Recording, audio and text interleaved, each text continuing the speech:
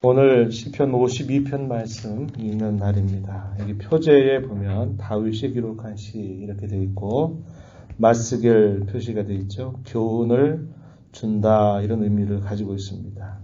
이 배경에 대해서 간략한 소개를 해줍니다. 에돔인 도액이 사울에게 이르러 다윗이 아히멜렉의 집에 왔다고 그에게 말하던 때에 이 내용이 사무엘상 21장 1절로부터 7절 또 22장 9절로부터 23절 내용을 바탕으로 해서 그러한 일들을 배경 삼아서 다윗이 기록한 시 이렇게 우리에게 알려줍니다. 사울이 다윗을 계속적으로 추격했을 때 이 다윗이 당시에 제사장이었던 아히멜렉에게 가서 도움을 요청하게 됩니다. 이 아히멜렉이 다윗을 도왔다라고 하는 이 말을 도액이라고 하는 사람이 그것을 사울에게 밀고 하게 됩니다. 밀고 하게 된 일로 인해 사울이 그 당시에 85명의 제사장들을 살해하게 되는 사건이 발생하게 됩니다.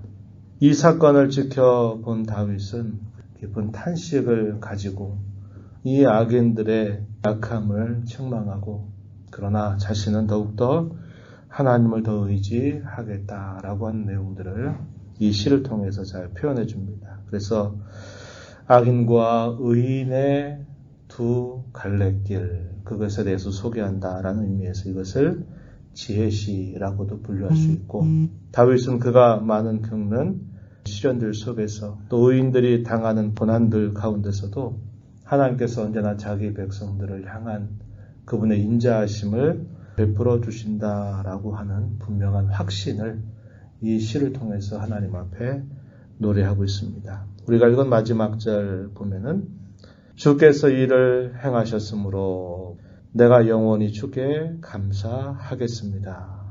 주의 이름이 선하시기 때문에 내가 주의 이름을 사모하겠습니다. 이렇게 자신의 분명한 결단을 하나님 앞에 고백하는 내용 나타납니다. 그래서 그가 이러한 고백을 하나님 앞에 고난 가운데 슬픔 가운데 드릴 수 있었던 그 근거는 하나님께서 자신에게 베풀어 주시는 변화없는 그분의 인자를 신뢰하기 때문에 그가 이렇게 하겠다고 하나님 앞에 결단하게 되는 겁니다.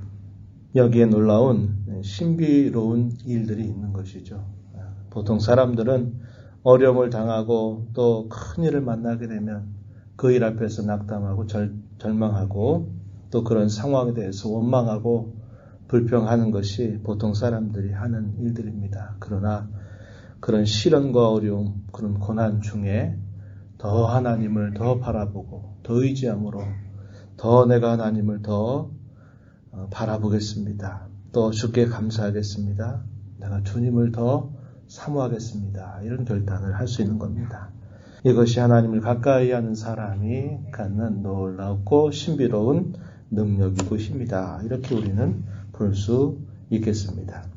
우리가 읽은 이 시편 내용은 크게 두 연으로 나눠볼 수 있겠어요. 1절로부터 5절 내용에서는 이 악인의 행위, 그 행위에 대한 하나님의 형벌이 반드시 임할 것이다. 라는 내용을 이야기하고요. 6절부터 9절까지의 내용은 하나님께서 의인들에게 궁극적으로 베푸실 그 은혜가 무엇이고 그 은혜 앞에서 자신은 의인답게 더 하나님을 향하여 감사와 또 찬양을 드리며 하나님을 더 바라볼 것이다 라는 그런 결단이 이 두 번째 마지막 부분에서 소개가 되고 있습니다.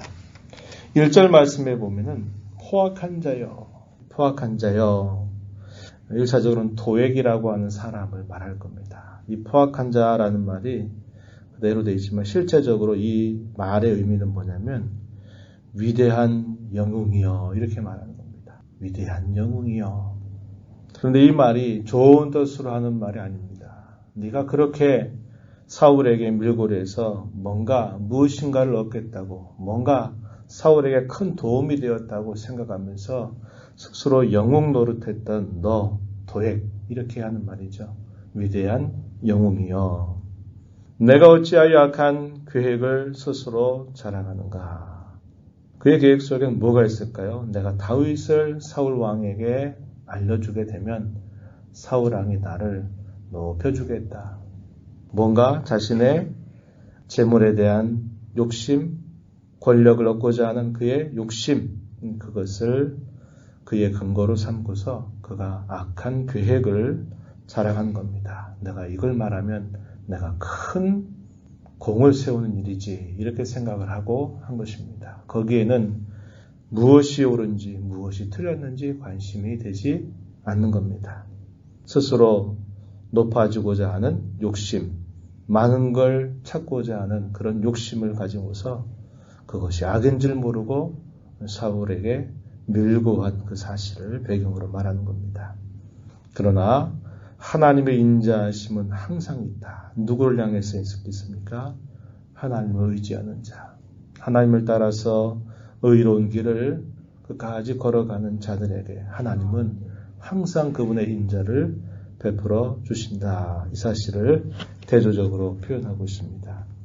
이렇게 악을 행하는 이 도액이라고 하는 사람은 악인의 대명사처럼 소개가 되는데 그가 행하는 이 악에 있어서 가장 핵심적인 건 뭐냐면 말로 악을 행한 것입니다. 2절로부터 4절 내용에 보면은 이 악인에 대한 묘사 가운데서 특별히 말로서 행하는 이 악에 대하여 책망하는 내용들이 나타나는데요. 2절에 보십시오. 내 혀가 심한 악을 꾀하여 날카로운 삭도같이 간사 거짓을 행하는도다. 내가 선보다 악을 사랑하며 의를 말함보다 거짓을 사랑한다.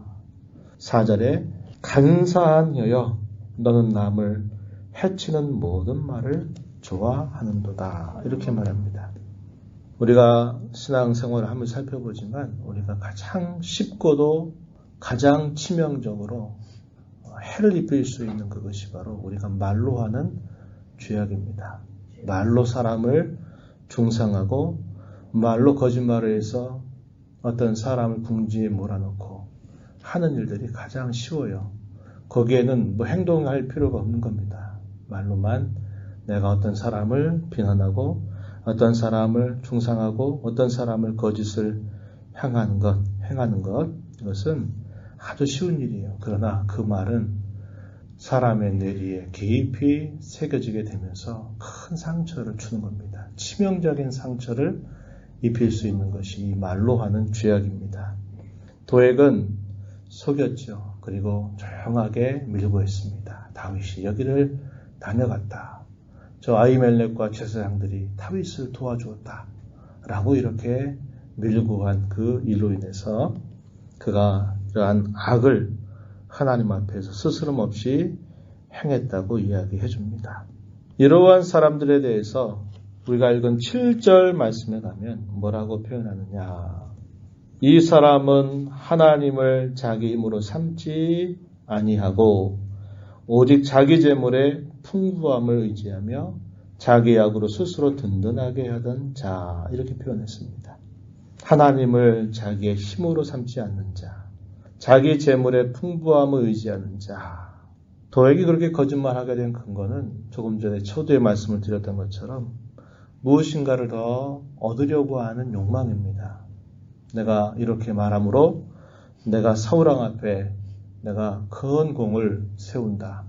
사울왕이 나를 인정해 주기를 바라는 그 마음, 그 욕심을 가지고서 잘한 일이라고 생각하면서 그것을 밀고 한 것입니다. 그 한마디의 밀고로 85명이나 되는 그것도 제사장들, 주의 성전에서 봉사해서 하나님과 자기 백성들의 관계를 도와주는 그런 제사장들을 85명이나 죽게 되는 사건을 보면서도 잘한 것이냐, 마치 그것이 왕 앞에 공을 세운 것이냐 이렇게 한다는 것입니다. 이것이 악인의 모습이다라는 사실들을 이야기해 주는 거예요. 그들을 향해서 심판이 경고되는 말씀 이어지고 있습니다. 5절 말씀에 그런즉 하나님이 영원히 너를 멸하시며 너를 붙잡아 내 장막에서 뽑아내며 살아있는 땅에서 내 뿌리를 빼버리실 것이다. 이렇게 이야기합니다. 너를 영원히 멸할 것이다.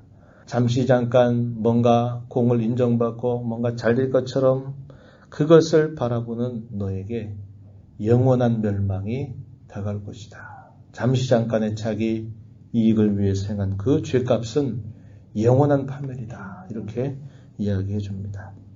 내 장막에서 뽑아내고 살아있는 땅에서 내 뿌리를 빼버리실 것이다. 삶의 근간이나 그 모든 것들을 다 하나님께서 다 빼앗아 버릴 것이다. 흔들어 버릴 것이다. 이렇게 심판을 경고하는 내용들이 나타납니다. 그러나 반면에 하나님을 의지하는 자, 하나님의 뜻을 따라서 살기를 기뻐하는 자, 그러한 자들에 대해서는 영원한 파멸, 이와 반대해서 뭐라고 표현하냐면 그들은 하나님의 집에 있는 푸른 감람나무 같다. 이렇게 이야기합니다.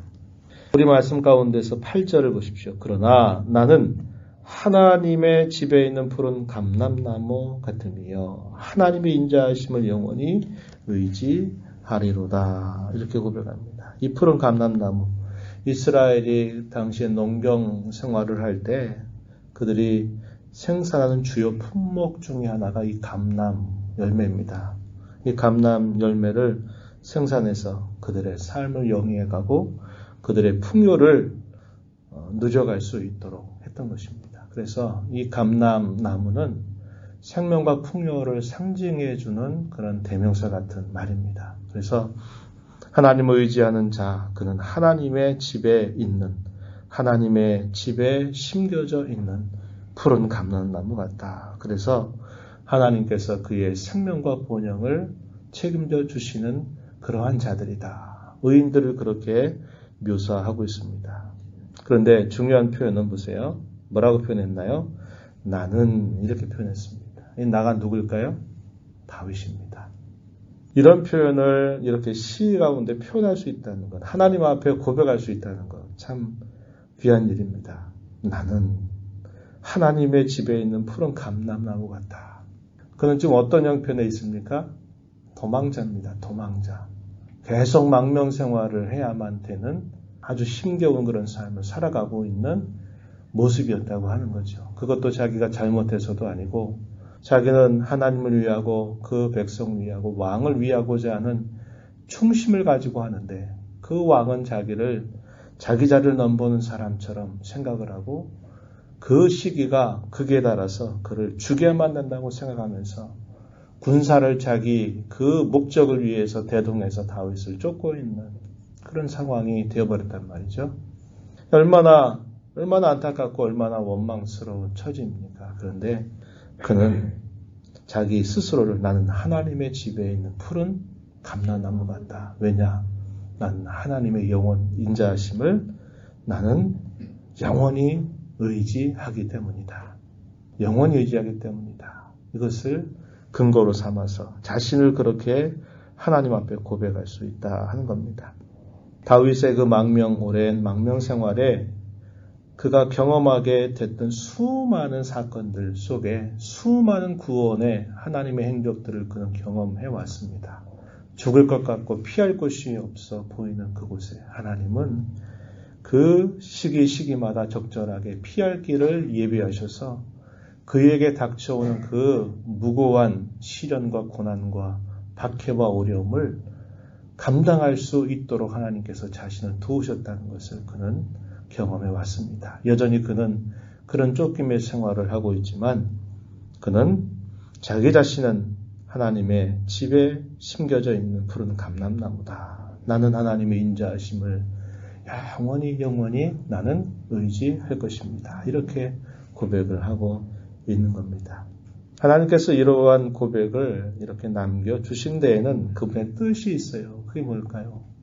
우리도 그러한 고난과 시련과 어려움이 있다 하더라도 하나님은 우리에게 피할 길을 마련해 주시고 우리로 하여금 어떤 일도 감당할 수 있도록 우리를 언제나 지켜주시고 보호해 주신다라는 사실을 확신하고 우리 자신을 어떻게 생각하는 겁니까?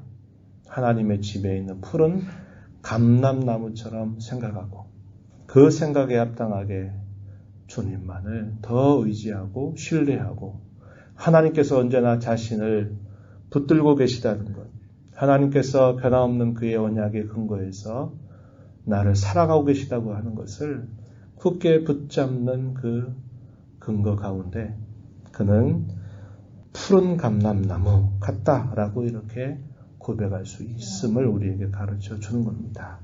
이것이 의인들이 살아가야 할 인생의 길이다라는 것을 우리에게 분명하게 가르쳐 주고 있는 겁니다. 우리가 살아가는 삶은 참 복잡한 삶을 살아가고 또 수많은 사람들, 다양한 사람들이 섞여 살아가는 세상 같지만 복잡한 세상 속에서 때때로 가장 쉽게 길을 찾는 길은 가장 단순한 겁니다. 가장 단순한 게 뭘까요? 우리의 인생의 길은 두 갈래 길이 있다는 겁니다. 아무리 복잡해 보여도 들여다보면 하나님을 자기의 힘으로 삼고 하나님의 인자하심을 영원히 신뢰하며 살아가는 의인의 길이 있고 자기 스스로를 힘으로 삼고 자기를 지혜를 의지하고 탐하는 마음을 가지고 무엇인가 더 많은 것을 얻고자 살아가는 그런 악인의 모습이 있다는 겁니다. 악인은 어떤 일들을 해도 자신의 악한 길을 걸어가게 될 것입니다. 그러나 의인된 저와 여러분은 어떤 형편 속에서도 의인으로서 길을 걸어가야 합니다. 하나님은 공의로우신 하나님이시기에 때가 되면 그 악인을 다 드러내실 것이고 영원한 파멸로 갚아주실 것입니다. 그러나 의인에게는 하나님께서 푸른 감람나무와 같이 그에게 생명과 번영을 주실 것이고 바로 그러한 하나님을 끝까지 의지하고 바라보고 그분의 뜻을 따라 살아가는 것, 이것이 바로 의인으로 의인답게 걸어가는 길임을 우리는 배우게 됩니다. 이러한 하나님의 은혜로 초대받은 것을 감사하면서 우리 생에 다하도록 하나님의 인자하심을 의지하고 신뢰하는 자로 살아가는 저와 여러분이 되기를 바랍니다. 그리고 또 한 가지, 특별히 말로 인하여서 악을 행하는 그 일들을 우리가 함께 생각해 보면서 이 하루를 여러분 살아가시면서 무슨 말을 하며 살 것인지를 깊이 조심하고 힘써가게 되기를 바랍니다. 감사의 말을 할 것인지 반대로 불평의 말을 쏟아낼 것인지 다른 사람을 세워주고 격려하는 말을 할 것인지 아니면 다른 사람을 비난하고 중상하는 말을 할 것인지 내가 하나님 앞에서 참된 진실을 말하면서 살 것인지 아니면 그 그때그때의 자기의 유익과 체면을 위해서 거짓말을 하면서 살 것인지 우리는 이 두 갈래 앞에서 우리의 말을 어떻게 사용해야 될지를 깊이 생각하고 이 하루 우리의 말을 통해서 하나님을 찬양하고 많은 사람들에게 유익을 끼치는 그런 복된 하루가 되도록 힘써가는 우리 모두가 되기를 진심으로 바랍니다. 하나님 아버지 감사드립니다. 이 새벽 시간 새벽을 깨워 주 앞에 또 은혜를 사모하고 나오게 하신 것 감사합니다. 저희들에게 늘 생명 주시고 또 하루를 우리에게 주시는 것은 또 지난날에 또 실수와 허물과 잘못을 잊고 새로운 마음으로 하나님 앞에 은혜 받은 것을 감사하면서 은혜에 합당한 삶을 살아가도록 주시는 기회인 줄로 받게 하여 주시옵소서.